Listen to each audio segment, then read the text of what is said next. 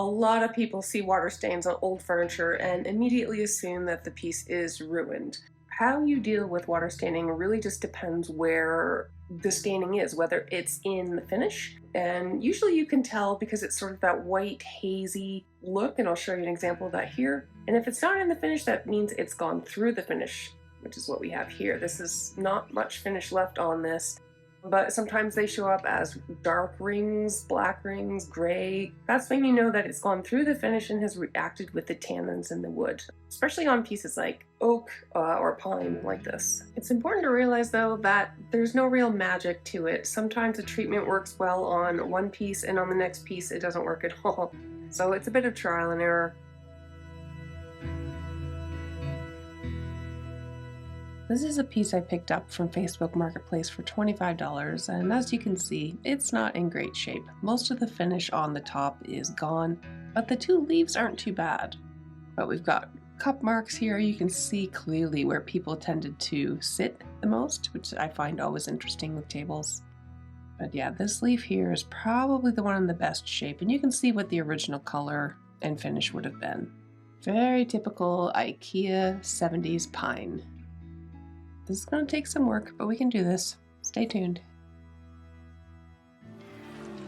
My name is Angie and I refinish furniture. Sometimes I paint and sometimes I don't, but I always do what I can to save old pieces from the trash. Welcome to my workroom.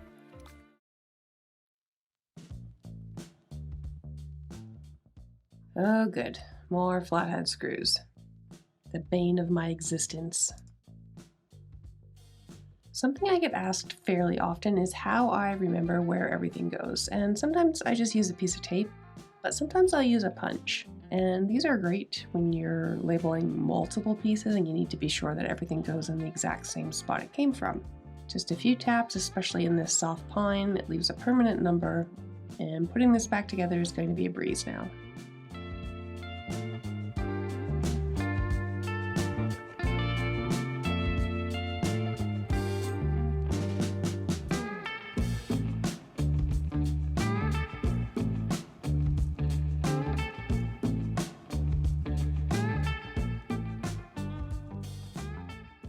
Now, I have refinished so many of these IKEA dining tables. I can't even count them anymore, and every time I do the same stupid thing in the beginning and I apply stripper, as if it's going to work. I don't know what sort of nuclear finish they used on this. I think it was like a conversion varnish. But as good as the stripper is that I use, it just doesn't do very well on conversion varnish. So every time I put stripper on and then I end up having to remove it and just scraping the finish off. I should just scrape it to begin with or just sand it off. And I don't always recommend sanding finishes off, but unless you're using a professional grade stripper with methylene chloride in it, which mine does not have, you're gonna have a hard time getting through this old finish. So most of the time I'll just scrape off what I can and then I will switch to an 80 grit sandpaper and just get through it. Now this is just the underside of the table, which is still very much intact. The top side is going to be a completely different story. Here I'm using 80 grit to kind of get through this old finish, but on the top I'm going to be able to start at 120 because there's not a lot of finish left.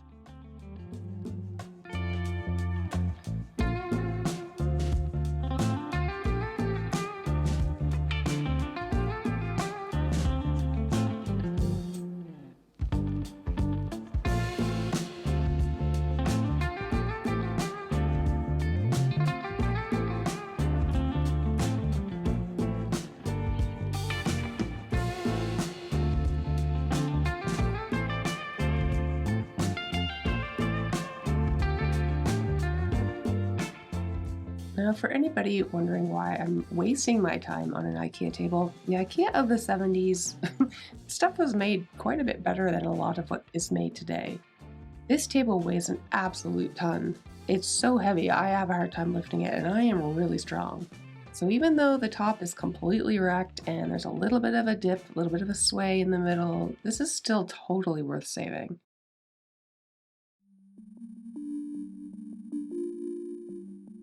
We are going to change it up a little bit. I'm not going to be painting it, but I am going to be shifting the color from that super vivid yellowy orange pine that a lot of people don't like anymore to something similar, still very natural looking, but a little more on the brown side.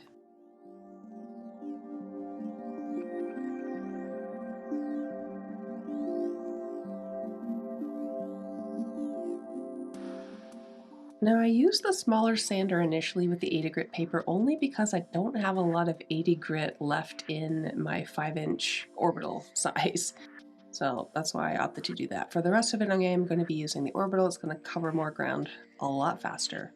And I'm just going to go up in grit. I'm going to take the underside of the table up to 150. But when we flip it over, we're going to be doing 120, 150. Then we're going to do an oxalic acid treatment, 180, and then I'm going to stain.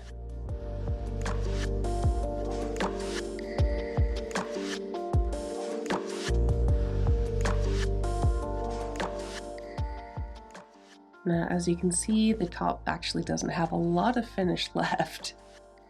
I could totally scrape it. I've already tried to clean it a little bit, but honestly, it's so thin and fragile. I'm just going to go ahead and dive in with a 120 grit and just sand it off.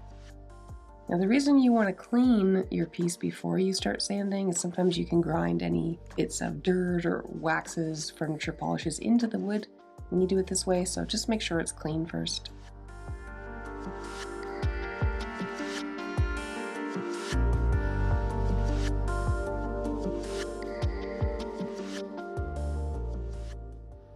So you can see here a little bit of the remnants of that particularly bad area with the water staining. That is mainly what we're after with the oxalic acid.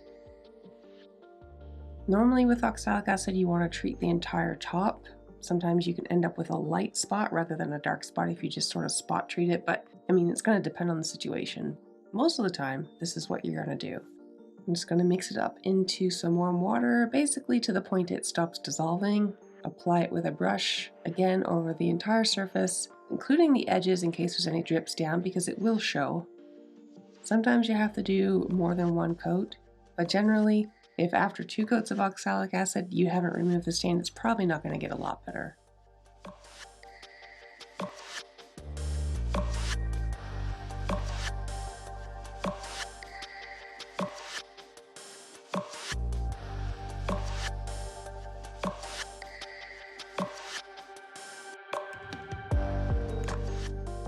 So you want to let this stuff completely dry.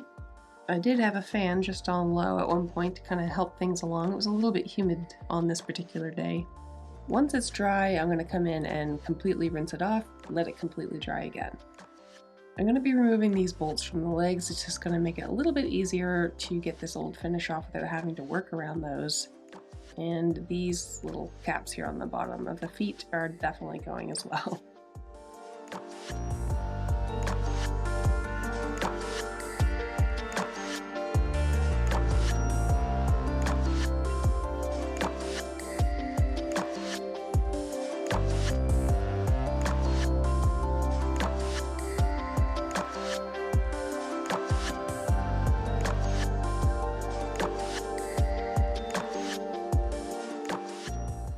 I did find this pitch pocket here. I am going to scrape some of it out and put some filler in instead. You can see how soft and easy it is to kind of pull this out. It's basically just a little pocket of sap that kind of hardens, but not really. I usually prefer to fill these where I'm able to.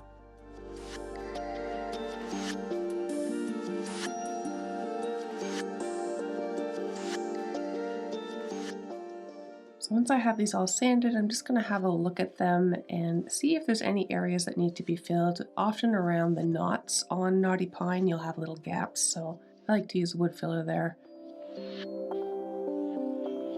I'm also looking for the piece that this little knot came out of. There's that pitch pocket again. And yeah, this one here. So normally I would use something like wood glue when doing this, but because this is a knot, it doesn't have normal wood around the outside. So CA glue is going to be a lot faster and it's going to hold this in there really well. Yeah, these knots, they almost have like sort of a really thin layer of bark around them. So I find traditional wood glue doesn't always work the best unless you kind of sand that off and then, then it's not fitting properly. So a little bit of CA glue, some activator. Careful not to get this on your hands or even your glove because it gets quite hot while it's working.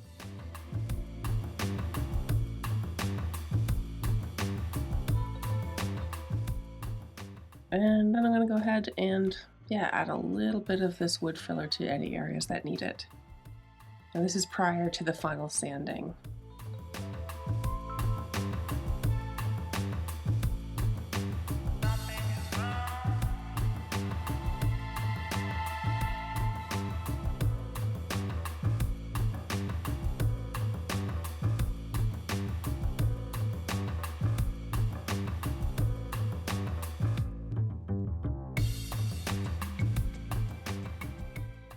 So here I'm just using a healthy dose of water, clean water, to rinse off that oxalic acid.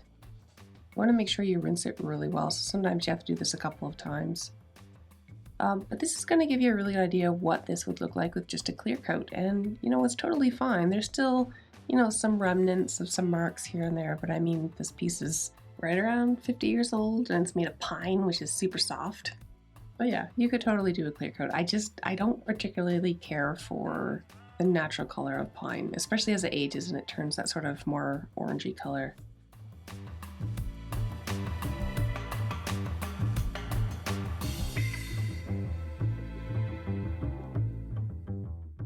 So most of the time when I'm staining pine, I use a pre-stain conditioner. This is not something you need to use on every type of wood, but it's especially important on woods like pine, maple, birch, anything that tends to be a little bit splotchy otherwise.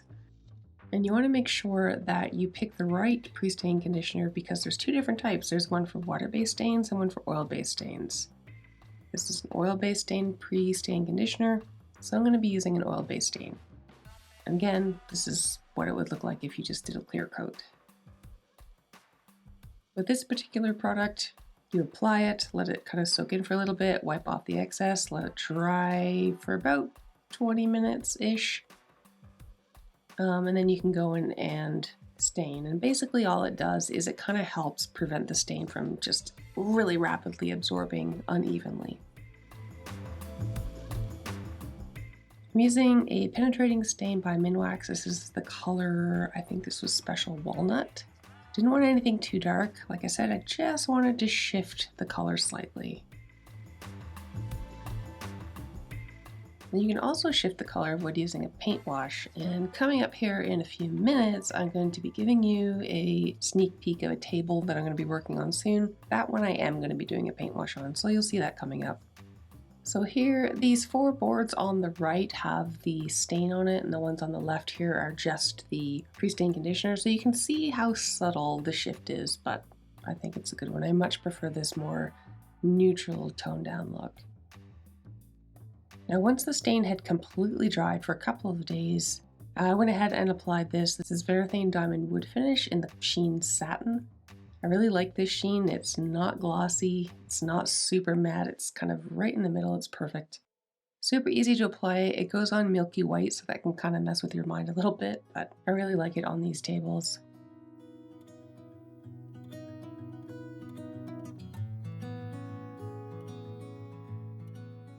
Now you can see the underside here looks completely different. It looks a little bit more splotchy, it's a slightly different color. This is because, if you remember, I only sanded this to 150 and I didn't use a pre-stain conditioner. So if you don't, this is what you're gonna end up with. It's quite striking, eh, the difference?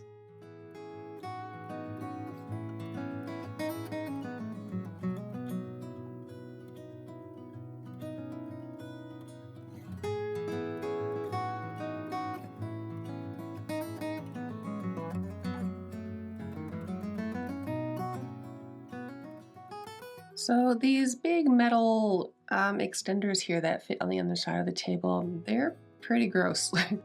Over the years, you've got stuff that flows down over the side, spills over the side, and gets on this stuff. I'm going to clean this really, really well. This is something I see people miss all the time. I can't stand it. I have to have every part of something clean if I'm going to be selling it or keeping it. Who am I kidding? But after cleaning it, I'm going to apply a little bit of a rust inhibitor, and it looks like I'm wiping it off here, but I'm not. I'm just trying to thin it out a little bit because I don't want, big gobs of it on here. Just a nice thin layer. It's going to help protect it, and also it'll help lubricate it a little bit, make it a little bit easier to pull apart.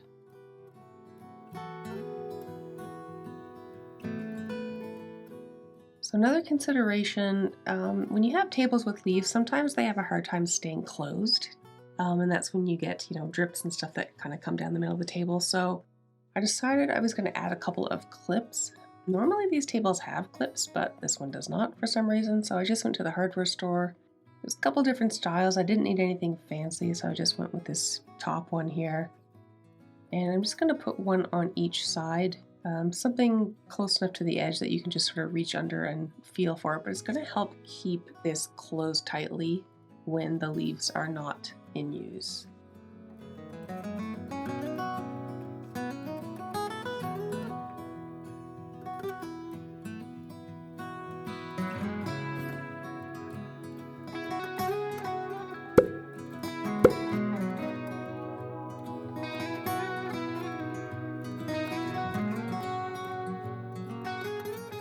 Putting this flexi spot desk in my workroom has been the best thing I think I've ever done for myself, especially with pieces like this. So I'm gonna flip this over, and then I actually just realized I forgot to put the little caps on the bottom of the legs. I don't like having raw legs just on floors, especially in a kitchen. Sometimes you're mopping and they can get damaged, so I like to lift them up off the floor a little bit. So now I can flip this over. It's so bloody heavy. So once I have this down, I'm going to pop the leaves in. I'm going to do my final couple of coats of the finish here. And we're done. So I know this wasn't like an oh my gosh jaw-dropping transformation like some of my videos, but this whole channel was built around what I do on a weekly basis anyway. This is my job. I don't necessarily create for YouTube. These are things that I'm doing anyway, and I'm just filming it. So, they're not always going to be the most exciting projects, but for me, seeing a piece like this, that is actually decent quality, get a second chance at life. That's why I do this. I just love it. A few videos ago, I actually did another IKEA table where I painted part of it, so if you want to see that one, I will link it here at the very end of this reveal. You can check that out, but otherwise, I just want to say thank you for watching, enjoy the reveal, and I'll see you soon.